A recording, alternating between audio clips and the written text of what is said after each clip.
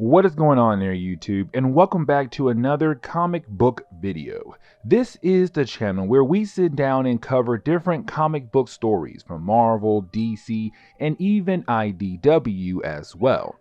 We are going to jump back over to Marvel Comics, and we're going to continue our coverage over the Ultimate Marvel Universe, where we're going to continue our coverage over the Ultimatum event, the event that changed the Ultimate Marvel Universe completely.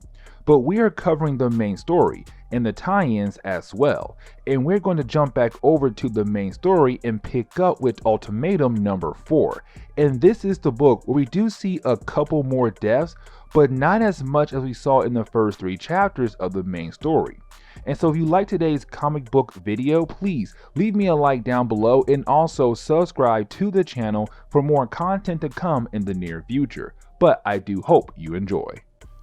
Okay, so finally getting back into the main story for Ultimatum, we actually pick up with Wolverine checking up on Kitty Pryde, where we learn it has been a couple hours since Ultimatum number 3, Ultimate Spider-Man number 132, and Ultimate X-Men number 100, where we learn that Wolverine is going to make the younger X-Men stay behind as the rest go and fight Magneto.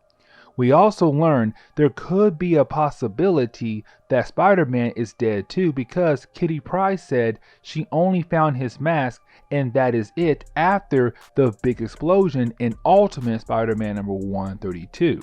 Now, you have Wolverine hand Kitty Pryde a box to hold on to because he does not plan to come back after dealing with Magneto. And once she opens it, she will know what to do next with it. Now, the story does jump back to the moment where we see the Hulk smashing the orb, which caused the explosion like we saw in Ultimate Spider-Man number 132.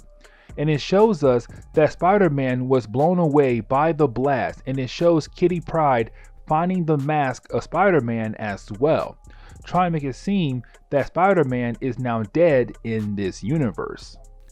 Except after the explosion, we see that Dormammu has been released into this universe, and this is our first appearance of this character in this universe.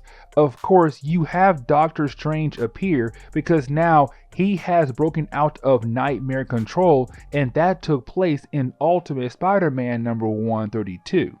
And so you have him try to stop Dormammu, except you had Dormammu basically explain to Doctor Strange that he is nowhere on the same level as his father or grandfather.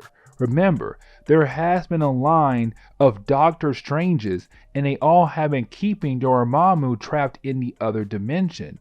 Except this Doctor Strange is too weak to even challenge Dormammu, and so you have him get killed by Dormammu just like that.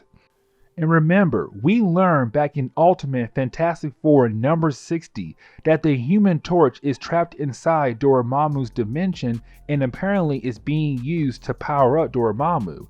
Except you had the thing in the Invisible Woman appear to stop Dormammu to save the Human Torch.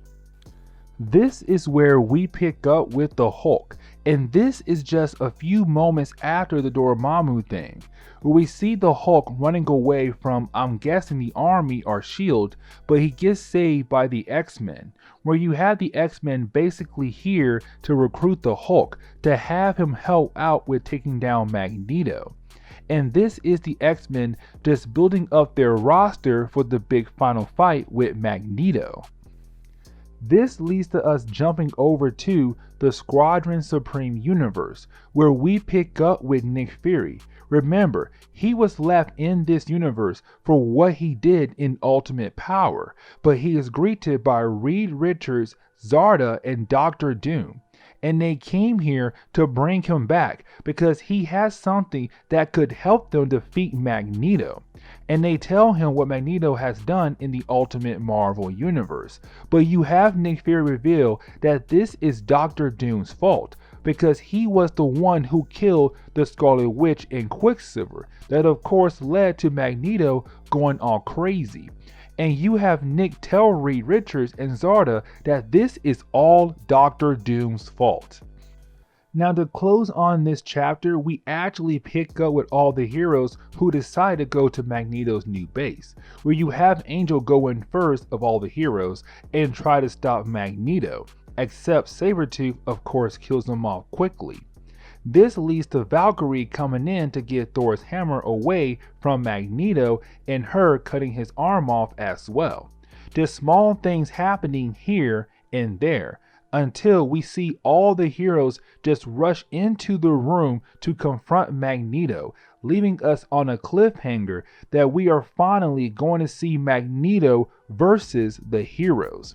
And this is where we are going to end today's video. And so guys, please leave me a like down below and also subscribe to the channel for more content to come in the near future. Also, any suggestions on books I should read, well please let me know in the comments below, because you never know, your suggestion could be a future video down the road. But guys, I'm out of here and I will see you on the next comic book video. Later guys.